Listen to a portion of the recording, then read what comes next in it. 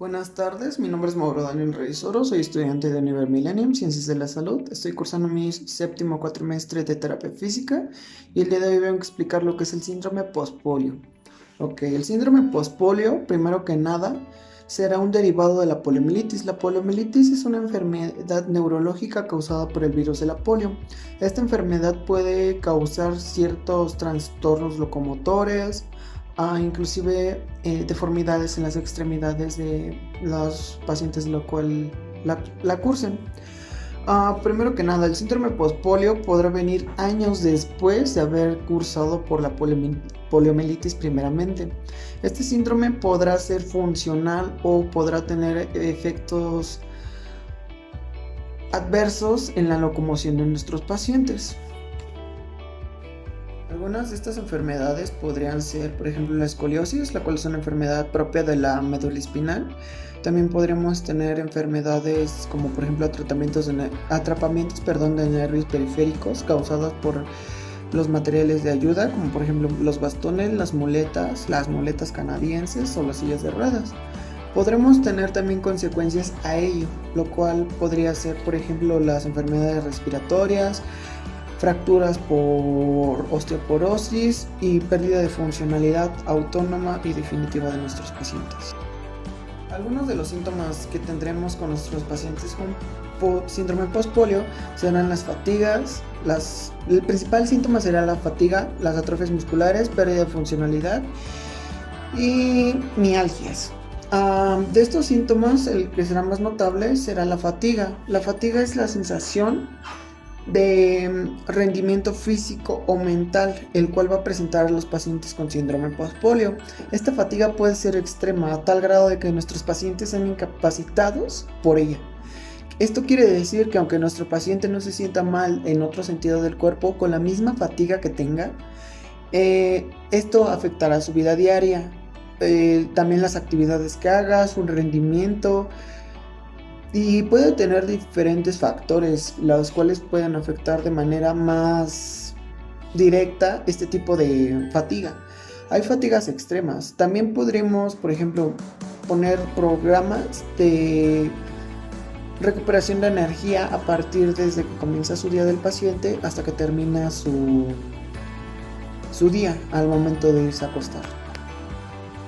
Algunos de los test que estaremos utilizando para determinar cuál será el grado del síndrome postpolio en nuestro paciente y para prevenirlo será principalmente los test de equilibrio, los test de la velocidad de la marcha y los test de levantarse y sentarse en una silla. Principalmente el test de equilibrio es para evitar la pérdida de la funcionalidad de este mismo. O sea, por ejemplo, estaremos tratando de limitar la pérdida del equilibrio de nuestro paciente. Es obvio y es una enfermedad la cual es difícil de tratar, ¿sí? Pero con este tipo de test estaremos disminuyendo el efecto que tendrá en cada paciente. Debemos de recordar que también cada uno de estos test debe de ser específico. Debemos de tener en cuenta cuáles son las capacidades e incapacidades de nuestros pacientes. Tenemos que tener en cuenta que tenemos pacientes con riesgos de caídas, con riesgos de lesionarse, inclusive de fracturas. Por lo tanto, tenemos que estar más al pendiente de ellos. El test de la velocidad de la marcha es para no perder la locomoción de miembros inferiores. Esto quiere decir que con el tiempo, la funcionalidad de estos irá disminuyendo por el síndrome postpolio, a lo cual podremos utilizar ejercicios de la marcha y de la funcionalidad de la marcha para ir disminuyendo el efecto que tendrán en el cuerpo. Ahora bien, el test de levantarse de una silla nos podrá ser muy útil en nuestra vida diaria. Recordemos que la bipedestación y la sedestación son dos posturas básicas en la vida de cada ser humano. Ahora bien, cada persona, al menos una vez en todo nuestro día nos tenemos que sentar, tenemos que estar sentados y tenemos que estar en una postura en la cual nos haga mantener la sedestación equilibrada y en una buena postura. Ahora bien, este tipo de test nos ayudará a no perder el patrón locomotor de la sedestación y de la bipedestación al mismo tiempo, y además tendremos que estar fortaleciendo los músculos de los miembros inferiores, al igual que sus grupos musculares, ya que recordemos, la sedestación como tal no es una movilización, más que nada es una postura osteoarticular, Por lo tanto, tendremos que estar trabajando seriamente con posturas osteoarticulares en nuestro paciente. Bueno, comenzando con el tratamiento del síndrome postpolio, comenzaremos con parte de la cinesioterapia. Nos avalaremos con las movilizaciones activas, pasivas, activo-asistidas, activo-resistidas, pero siempre tendremos que tomar en cuenta el tiempo y la dosificación que estaremos aplicando en cada paciente. Recordemos que la dosificación será considerada, ¿ok? La dosificación no será como un estándar específico para los pacientes, no, la dosificación será pautada por el rendimiento y el nivel de la fatiga que tenga nuestro paciente. Ahora bien, comenzaremos con las flexoextensiones de miembro superior y miembro inferior en ambos sentidos, en sentido frontal, pero refiriéndome en ambos sentidos de las extremidades. Comenzaremos por fijar bien el codo y tomarlo de la muñeca. Estoy utilizando un muñeco porque no tengo paciente y no tenía quien me grabara, pero se realiza en esta manera. Colocaremos primero que nada a nuestro paciente el decúbito supino en posición anatómica, ambos brazos a los costados, la mirada viendo hacia el techo. Comenzaremos por tomar su mano, fijando el codo y la muñeca. Bueno, en este caso voy a quitar la otra mano. Y sin que el paciente realice ningún movimiento, la llevaremos a la altura de la cabeza. Regresaremos a posición inicial. Ahora regresaremos lateralmente, a los lados, regresaremos. Podemos recordar que este tipo de movilizaciones la podemos hacer a 180 grados o a 90 grados. 180 sería por arriba de la cabeza, 90 grados sería por nivel del pecho o por nivel de la cintura escapular. Ahora, las flexioextensiones de miembros inferiores serán de igual manera en sentido frontal. Las podremos realizar hasta llegar a 90 grados, en 30, y lo regresaremos a la posición inicial. Tendremos que recordar que en este caso tendremos que fijar bien la rótula y tendremos que tomar por debajo del hueco popliteo y a la altura del calcáneo o a la altura del tendón de Aquiles, llevándolo a 90, a 90, a 30 o a 60 grados, dependiendo de la movilidad de nuestro paciente. Debemos de recordar también sumamente que tenemos que seguir la regla del no dolor. La regla del no dolor se refiere a que hasta donde nuestro paciente nos diga que siente el dolor, hasta ahí será que vamos a llevar la movilización. Poco a poco iremos trabajando los rangos de movimiento y la flexoextensibilidad de cada miembro de nuestro paciente. Siguiendo con nuestro tratamiento, podremos hacer nuevamente uso de la cinesioterapia, esta vez en sentido de abducción-aducción. Los movimientos de nuestro cuerpo estarán delimitados por los rangos de movimiento del paciente. Debemos de recordar siempre y no debemos de dejar de tomar en cuenta que este es un paciente con síndrome postpolio, por lo cual los ejercicios le pueden causar cierto grado de dolor, le pueden causar fatiga extrema o a tal grado de que no los quiera volver a hacer. Por eso tenemos que tener muy en cuenta la dosificación de cada ejercicio. Estos ejercicios se recomienda tomarlos en series a considerar con las repeticiones, pero tenemos que llevar un control. Es decir, si en una semana estamos aplicando 5 repeticiones, pero vemos que nuestro paciente está teniendo mejores resultados de los que estaremos presentando, acorde a nuestros principales objetivos a corto, mediano y largo plazo, si vemos que nuestro paciente está siendo un poco más progresivo en su tratamiento o que está teniendo mejores resultados de los que esperábamos, podremos seguir dosificando mayormente este tipo de movilizaciones. Si es que no muestra signos positivos hacia las movilizaciones o si se tarda un poco en la recuperación de su tratamiento, debemos de recordar que tenemos que tener en cuenta que la fatiga será un factor muy fundamental en la patología del síndrome postpolio. Por lo tanto, tenemos que tener en cuenta que no estamos dosificando, estamos mostrando los ejercicios. La dosificación ya vendrá acorde a cada paciente y cómo es que se sienta ese paciente. ¿Ok? Siguiendo con las movilizaciones pasivas en nuestro paciente, le pediremos que nuevamente tome posición anatómica en decúbito supino. Llevaremos a abducción de miembro superior. aducción a 90 o 180 grados. Y lo regresamos a la posición inicial. 90, 180 grados, 90, 180 grados. Podemos llevar la movilización la movilización pasiva a 90 o a 180 grados dependiendo del grado de movilidad que tenga nuestro paciente. Lo mismo haremos con los miembros inferiores. Primero que nada, fijaremos bien la rótula junto con el hueco popliteo, tomaremos del tendón de Aquiles y realizaremos aducción. Bueno, toman esto así, aducción, aducción, aducción, aducción, aducción. Con este método, lo principal que estaremos tratando será la movilidad y la extensión de los miembros y de las extremidades de nuestro paciente para evitar la pérdida y movimiento de estos. Siguiendo con nuestro tratamiento, utilizaremos las bases de la hidroterapia. Para ello podremos utilizar el método Watsu y el método Batragas. Para ello, el método Watsu es una combinación de los movimientos del masaje Shiatsu con la hidroterapia. Para ello podremos utilizar a nuestro paciente como sujeto de prueba para estos movimientos. En este momento no los puedo realizar por el medio en el que me encuentro. O podremos utilizar lo que sería el método Batragas. El método Batragas es un método más fácil de representar para mí, por ello es el que tomado en cuenta para mi tratamiento más que nada. El método Batragas se trata de proporcionarle a cada paciente un punto fijo donde tendrá que trabajar sin que se tenga que detener o mantener el soporte de su propio cuerpo sobre alguna superficie fija o sobre algún objeto. ¿Okay?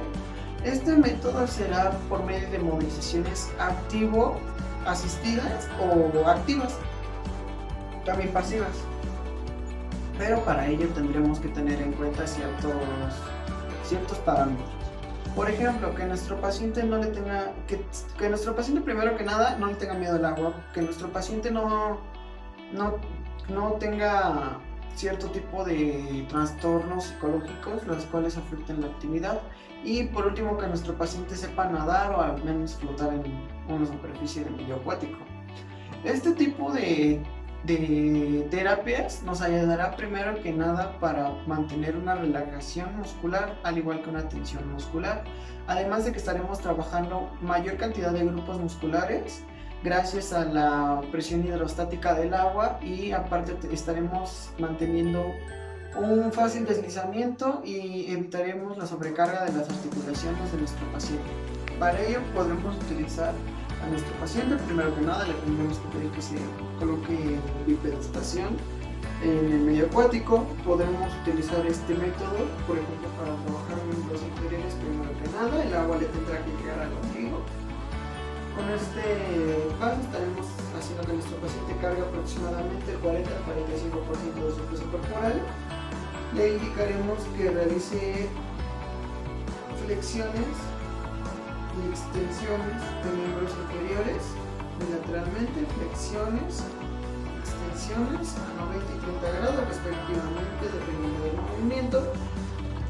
Progresivamente podremos utilizar y podremos ir aumentando el nivel del agua en nuestro paciente hasta que llegue a nivel del cuello tal vez, o a nivel de la cintura escapular. Para ello también podremos pedirle a nuestro paciente que realice movimientos de abducción, aducción en plano horizontal, aducción y aducción.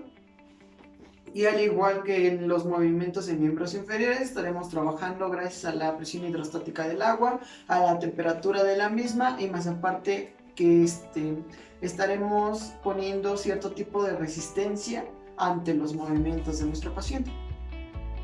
Siguiendo nuestro tratamiento y utilizando las bases del método Bobat, utilizaré la técnica de traslado de cargas en una superficie estable. Para ello le pediremos primero que nada que nuestro paciente se coloque en sedestación en el borde de la mesa de exploraciones o de la camilla, con los pies hacia abajo. Bueno, en este caso como estoy usando un peluche no se puede notar tanto, pero los pies deben ir abajo.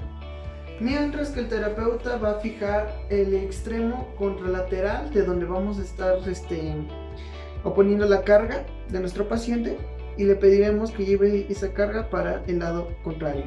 De esta manera, realizando una flexión de cadera y una flexión de tronco. Y le pediremos que lo realice bilateralmente, es decir, de ambos lados. De esta manera.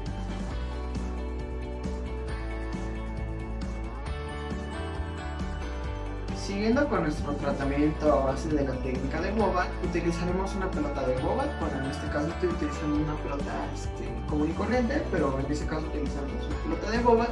Tendremos que fijar bien esta de ambos laterales con algún rodillo, con alguna cuña, para evitar el rodamiento y para evitar caídas en nuestro paciente. Eso es lo principal.